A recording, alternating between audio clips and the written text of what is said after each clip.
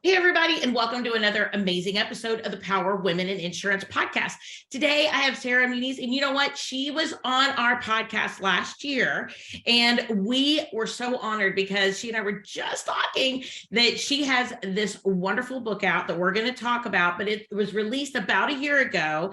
And so we are coming in at that right about that 1 year mark, a little bit earlier than that, but we're going to talk today about the journey, the joys, the ups, the downs, and all the things about it. So Sarah, welcome to the podcast again. How are you? I'm doing great. Thanks for inviting me back for my book anniversary. Yeah, I know. I love it. Your book anniversary. I think that's great. You need to make like a big social media splash around your book anniversary. I really like that. Absolutely. So I wanted to know a little bit. Tell us about your book. Start us off there. Tell us about your book. Tell us about the inspiration for the book. And then we're going to talk a little bit about what that's really looked like for you since this book has come out and kind of the impact that it's made. So tell us. Absolutely. So it's definitely been interesting. I wrote the book because I've had a lot of obstacles and barriers that I know a lot of other women face as well in the insurance industry. Yet, Right.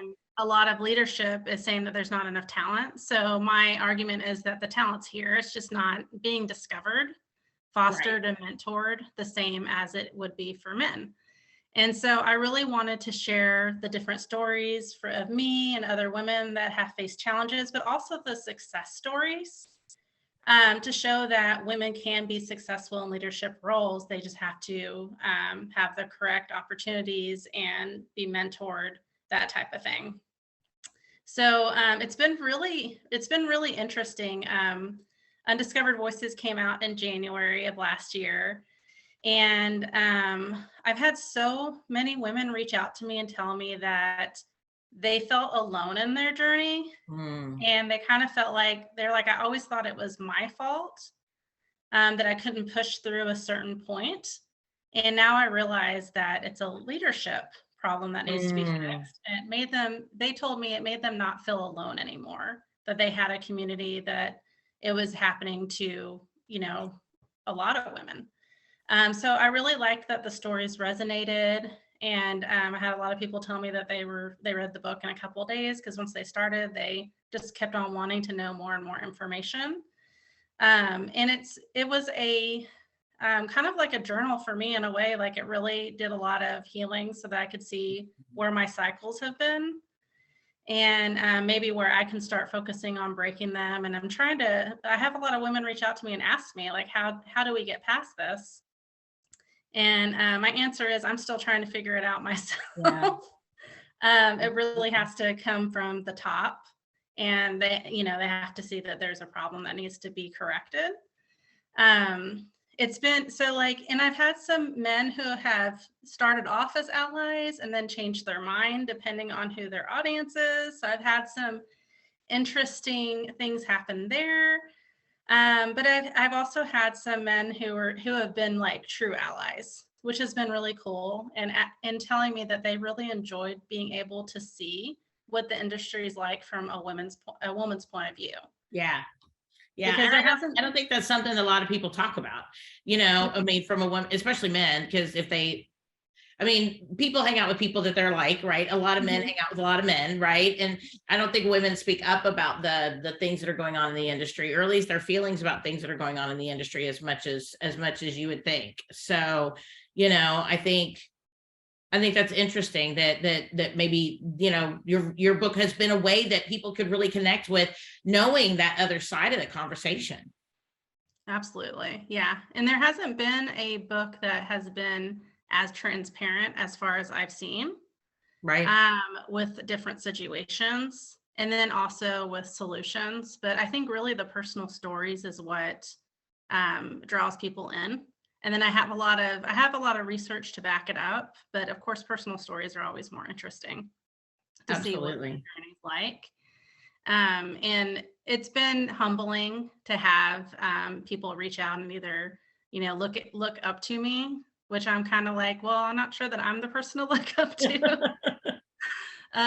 Still trying to figure it out myself, but also to have men in the industry say, oh my gosh, I'm going to help make these changes too.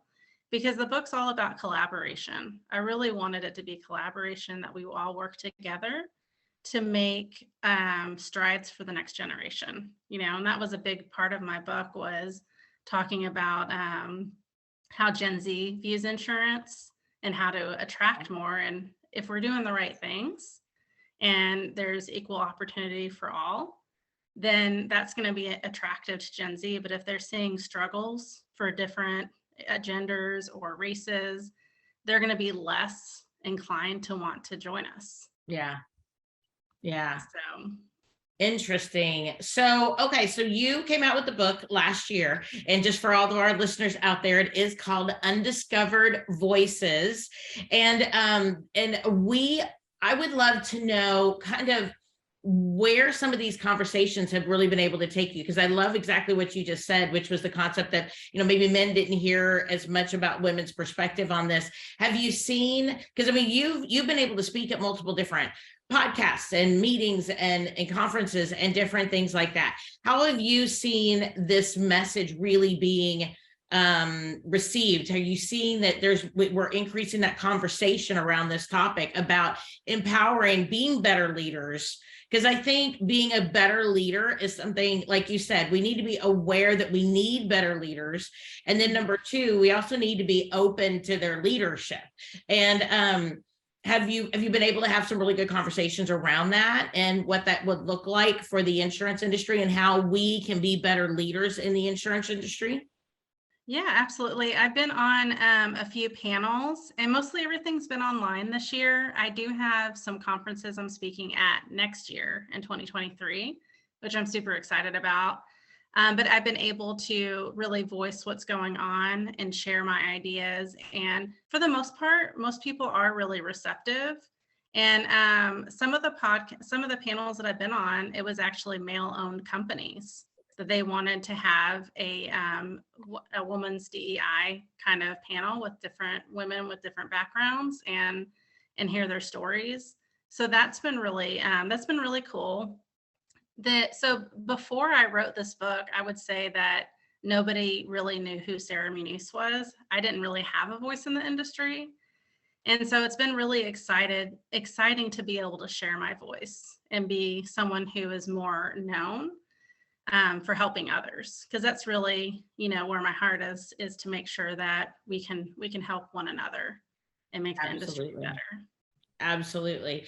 And I think, like you mentioned too, especially with the next generation coming in, that Gen Z, we need to be that voice of unity, of being an equal opportunity industry, and like you said, not just women, but across the board, transgender, all of it, right? And so, race, color, space, orientation, all of it.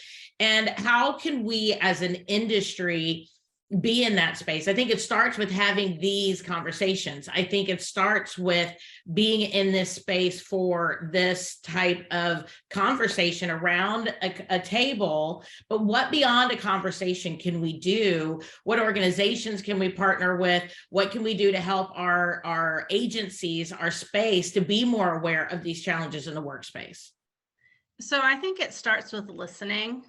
Really listening to what everyone's saying it's really hard. So a lot of times we listen, but we're really just thinking about what the next thing is that we want to say. And a lot of times when there's conversations, people interrupt one another because they're not really truly taking that time to listen. So we just need to that's step one, is that there needs to be open communication where leadership's truly taking in what their staff is saying and what and implementing some of those ideas or collaborating to make the workspace more inclusive. Yeah. I can use one example that a lot of people don't think about, but my faith is Judaism, and in the workplace, there's prayers that are Christian prayers, and there's, music, like very religious music playing.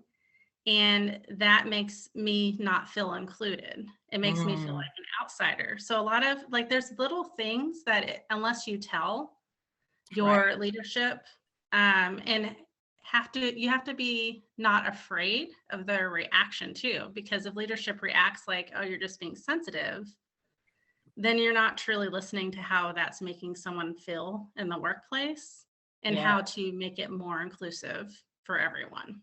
Yes. So, yes.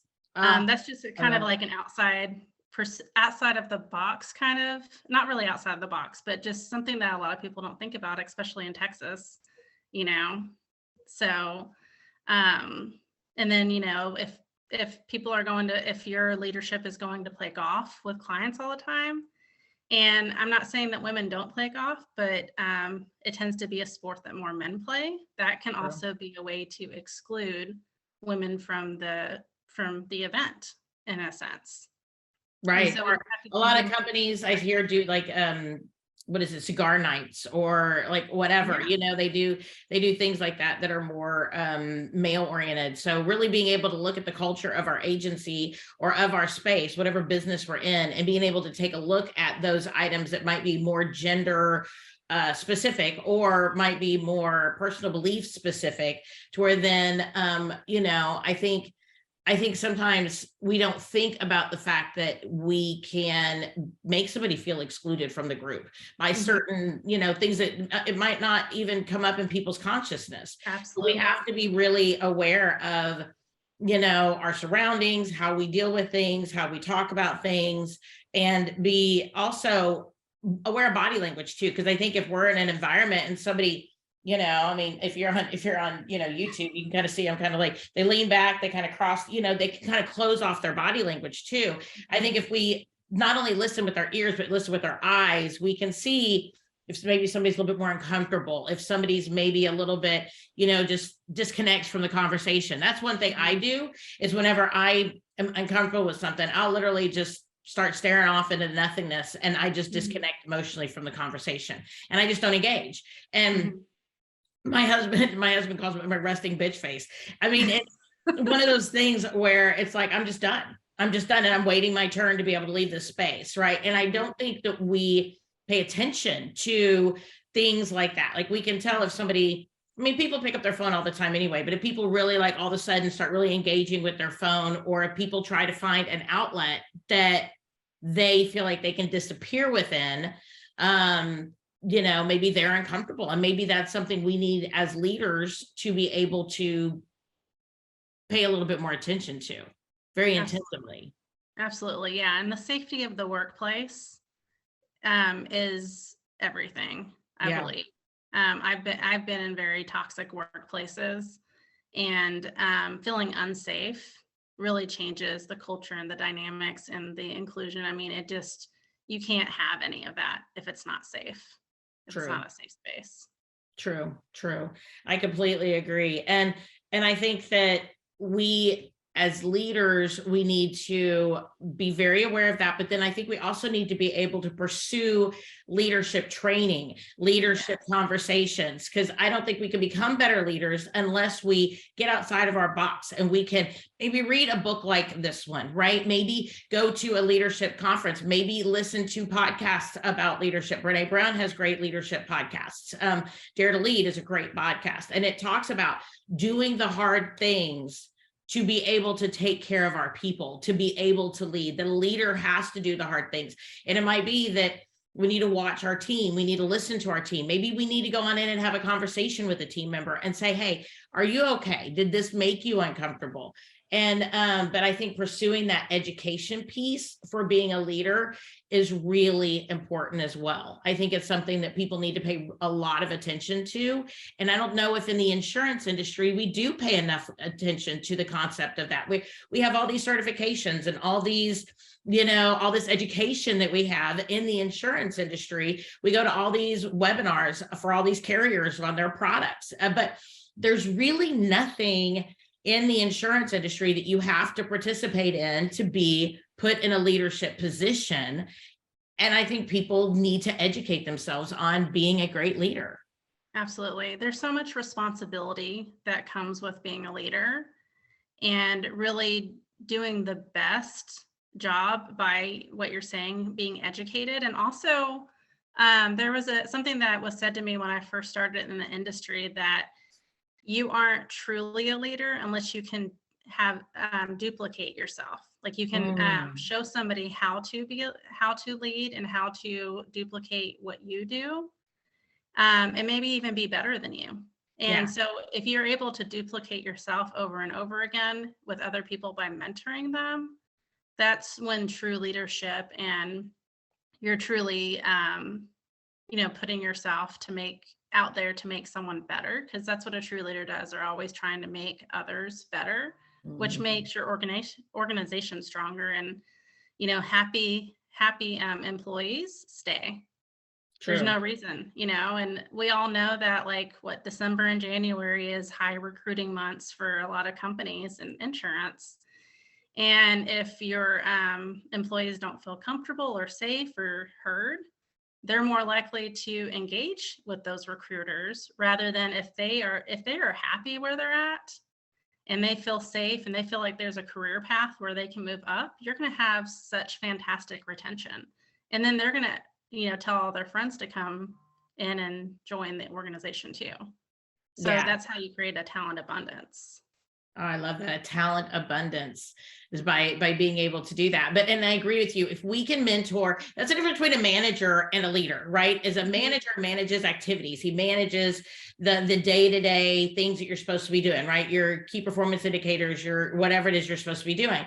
But I think a true leader, like you said, takes somebody and raises them, helps them to be able to get the tools that they need to be excellent. And I love that that we're saying that we can cultivate that in our team members. It's not just we need to take somebody cold turkey and just say, oh, this is it, right? That we can be a part of that process to nurture and to grow them and to bring them alongside, because you're right. I think a great leader does duplicate themselves, because then they have other people, like you said, that can go mentor, that can go raise up other leaders. And I think, so if people are in an environment that they don't feel like they have a good leader, okay, how can they maybe try to bring up a conversation about leadership or in their environment? Could they maybe become a leader themselves? What can we do if we are in a work environment where there's just not a good leader? Maybe you're with a manager, you're not with a leader, right? And you see these things going on, like you see maybe somebody's uncomfortable, or that maybe, somebody mentions something that maybe that was a little bit inappropriate, but they're just going to roll their eyes and move on. How can we help raise the culture of whatever it is that we're working? So that is kind of it's a harder question than it sounds like it is, because it really a detail-oriented question. I think it's like there's so much to it. Yeah, there is, because if there's not a good leader, and you're like, okay, I'm going to take on that role and I'm going to be a good leader in the environment, but maybe that's not wanted where you're at. So you can be, and this has happened to me a few times, where you can be deemed as the troublemaker. And so now you have this, she's finding reasons why this person is uncomfortable, or we're not being inclusive. She's just causing trouble or drama, when really you're trying to just make the environment better and create a better culture. And it's really being able to feel comfortable with whoever is there, to be able to have those safe conversations and say, can I have a conversation with you without repercussions? Can we talk about some things that we can do to improve the organization together? One thing that was mentioned to me, and I think this is great, and I think it really helps you as a person as well, is if you're doing really great, in a sales role or a customer service role, and you see other people struggling, taking the initiative to say, hey, I'm going to mentor you. I want to bring you up. And, while you're doing that, hopefully your managers or whoever is on that next level, they can see that you're trying to be and lead by example. So that's really one way. And then you can go back to the manager and say, hey, when I started mentoring Sue, her production was only at 30,000 a month, and I got her, we were able to find ways to improve her confidence and her closing ratio, and now she's at 60,000. I helped her double that. Let's implement a program where we can do that with more of our sales agent, or this customer service rep is having a hard time figuring out how to be empathetic to clients, and training on those soft skills. Because I think, like right now, we hear all about the automation, getting everything automated so you don't have to like touch as much. But when clients need you, they need you. They need you to be empathetic. And also, what comes with that is sometimes like emotional strain. Like if you're like really being empathetic and you're really trying to do the best job for the client, and your soft skills are really strong, that can actually wear on you a little bit emotionally, because you're feeling their pain and you're trying to fix it, give them a resolution. So it makes them feel better, but at the same time, it can deplete your agents or your customer service representatives. So seeing that too, like if someone has a rough day, being empathetic as a leader makes a big difference. Yes. And just saying, oh my gosh, like we had this cat storm and now you've talked to like 50 clients and everybody is freaking out, and you did such a great job calming them down. I think maybe tomorrow you take a half day and go to relax and get a massage or something, whatever that person would need to recharge themselves. Because when we give energy, sometimes we need the energy back. And I think sometimes that's forgotten. It is. And when you pour into somebody else, you do get that energy back, that emotional energy. And it could be even just like you said, letting them have a little bit of time off. It could be just stepping up and being able to just change your day up. I think a lot of the emotional energy, I think whenever I get really stuck on something, is that it's just because I feel like I'm doing the same thing repetitively and I'm not getting anywhere. And I think sometimes if we can just shake it up a little bit, maybe mentor somebody else in our office. Maybe we can say, hey, I have heard about this education class. Can I take it online, or can I go to it, or whatever? Maybe the agency could help out with that, pay for it, give you a day off, whatever. But, if we could go ahead and let our bosses and our structure and our agency heads know that we want that additional support, and maybe that we're looking for it, and or we're finding opportunities to give it, and or to serve it back into the community, I think that helps to keep our job a little bit more interesting, and it helps to keep us moving. You know what I mean? It keeps us from the monotony of answering that auto question again about comp and collision, or whatever it might be, or yes, your rate went up again, kind of thing.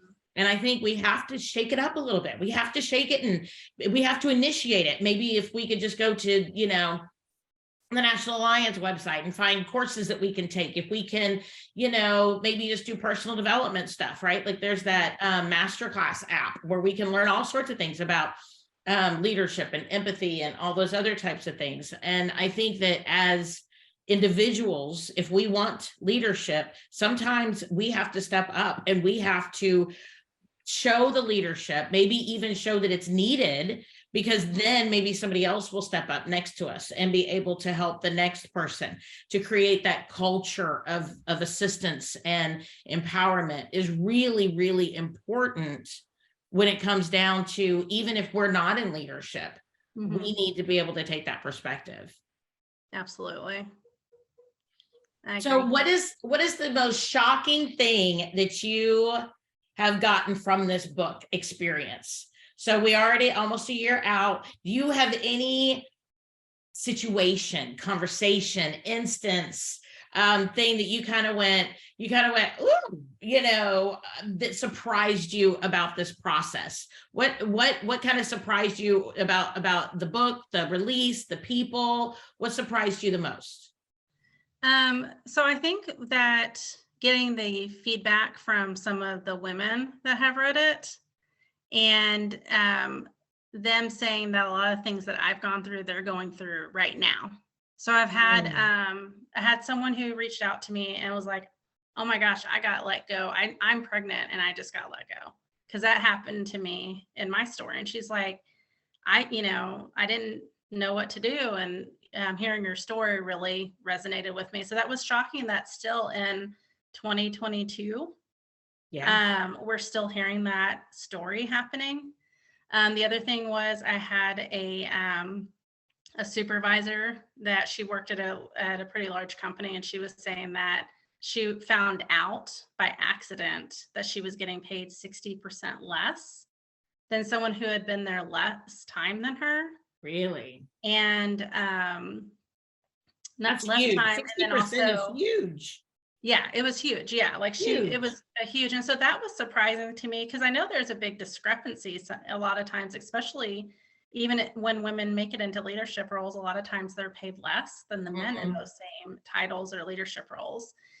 And so that was kind of shocking. And she was, asking me how to have those conversations. And honestly, I need to read up on how to have those conversations in an effective way so that I can help other people. Because I told her this, I was like, I don't want to do anything that could put your job, I don't want to tell you anything and advise anything that could put your job at jeopardy, because she still wanted to be there. Yeah. She just wanted to get paid equal, fair amount.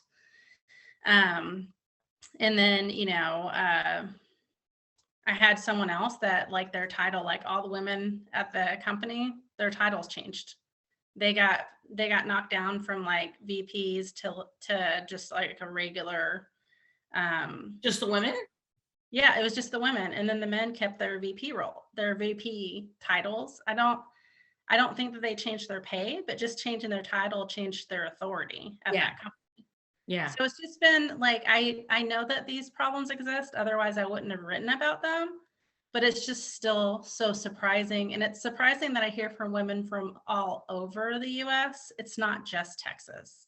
Yeah. In fact, I've had a few women from Canada, reach out to me, which has been really surprising, with the same type of situations. And it's been really cool too, though, but I've seen some organizations that, from what I can tell, from when I talk to employees that work in there, that they're really doing things right. And they're really setting the example for how to raise women up in the insurance industry, and they're vocal about it. Good. So like Safeco, I don't know if you see the things that they post, but like all their women talk about, how to make better opportunities for women and what their organization's doing. So they're really involved, and I'm really I'm hoping to talk to a higher up in there and find out like, what's your secret sauce so I can share that with others, and maybe we can start making changes across the industry as a whole. And then I think Progressive does a pretty good job, or at least I mean, since they're a woman, they have a woman president. I feel like she's done a bang up job, but I don't know what their culture is like, other than, knowing that they have a woman running the show. Right. Right. And I think we've seen a lot of awareness around women in insurance, especially in the last 3 years. I mean, I've seen so many more like Facebook groups pop up of women in insurance, and, agency owners of women in insurance, and then like different sections of women in insurance. Right. And I know like Danielle Smink has the WIIN group, right? Women in Insurance Network, right? And I know that, and she's had hers for a while, but I mean, there's been Cassie Arabelli, who's doing, a lot of good coaching for women in insurance, right?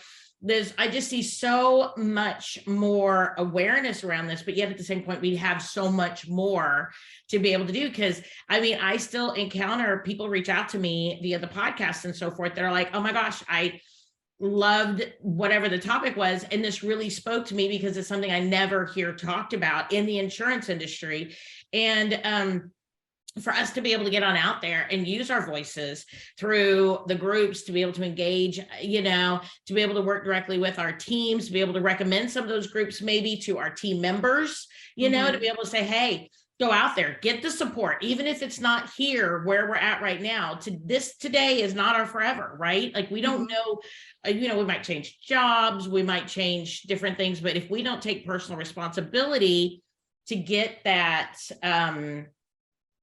coaching, that experience, that growth, I think, and the camaraderie and the teamwork, right? To be able to ask those questions. Hey, I realize that I'm being paid 60% less than my teammate, right? If we can create that culture where we band together as women and or people with us to be able to have those conversations, I think hopefully we're going to make really good strides, because there's a lot of awareness in a lot of spaces right now that people are trying to make strides with. Absolutely. Yeah. And I think awareness is the first step, and then getting that awareness to leadership and start having those real conversations, and not just talk about it. It needs to there needs to be processes in place. Yes. And sometimes, and some of the people that I know that coach on a leadership level about diversity and equity, and sometimes they may implement a strategy, and the company may do it for a year or two, and then they start backing off. They start forgetting to do those things. So it's really staying educated in what to do and how to keep that awareness and how to really mentor one another. And I think career pathing, making sure that everybody knows that there's a way to move up in their company, or even if it's outside of the company, just helping create that makes people stick longer, makes them more excited. If you know that your future is going to be really wonderful, then it just makes everyone happier. Yeah, no, I agree. And it gives them a vision and a hope, for being able to move forward. Nobody wants to be stuck. Like we said, sometimes, if we're in a situation where we feel stuck, maybe just doing something different, doing some of these things. So, because we're not stuck. And the moment that we feel like we're stuck is the moment then we're not going to mentor. We're not going to help raise other people up. We're not going to be joyful. We're not going to be able to help with the culture of wherever it is that we are. And we have to be able to keep our eye on the prize, right? And and today's just one moment in time. I mean, we have a whole lifetime. Like you said, you can change jobs, change sections of the industry. I don't think people understand the amount of sections of the industry that there are in the insurance space, between underwriters and billing and customer service and sales and technology and systems and structure and management. And there's just so many aspects to insurance, claims. I mean, there's just so many aspects of it. People can move around, but then those aspects, if they don't like where they are, just move around to another. Yeah, absolutely. Yeah. And the really cool thing that I've seen that a lot of companies and agencies have implemented are marketing teams, which I think is so needed, because typically most insurance people are not creative. I'm a more creative minded person, but most of the time, so it's hard to attract those creative people. But if you have people that are focused on marketing and advertising and really building awareness of your company and agency, you're going to attract the creative people, because that's their job, Right. And it's fun for them. And then, I don't know. I just think that is a really cool part of the industry that I've seen that wasn't there in the past. Yeah. And I think agencies and larger entities are really embracing social media a lot more now, and they're getting their message out, their brand out, their story out. And I think that's really important. So people want to be able to pursue that in the insurance industry. It's a great way to be able to use insurance knowledge, but being able to teach and educate on a different level. I love that. Absolutely. Well, Sarah, people want to get a hold of your book. People want to talk to you. How can they get a copy of your amazing book called Undiscovered Voices? And how can they reach out to you, Sarah? So I do have a website. So that's something that I just got implemented here recently. Congratulations. It's undiscoveredvoices.org. You can order a book there. Also, I have a Calendly link where you can set up a conversation with me if you're interested in doing that. And also my book is on Amazon. Love it. Love it. So everybody going out, get yourself a copy. It is officially coming up for her book-iversary coming up here on January 21st was when they when it was published. So Sarah, I am so excited to see all the wonderful things you're going to do in 2023 coming up, as well as being able to get on out there and to be able to bring more awareness to the topic of women in the insurance space. Thank you so much for all you do. Thank you. All right, everybody, go on out, get the book, and make sure that you join us every single Wednesday right here. If you are on YouTube, you are on Apple iTunes, if you are on Google Podcasts, wherever, we're there. So check us out. Power of Women in Insurance, brand new episode every single Wednesday. And my name is Teresa Kitchens, and I'm honored to be your host. And I will talk to you soon. Have a great day.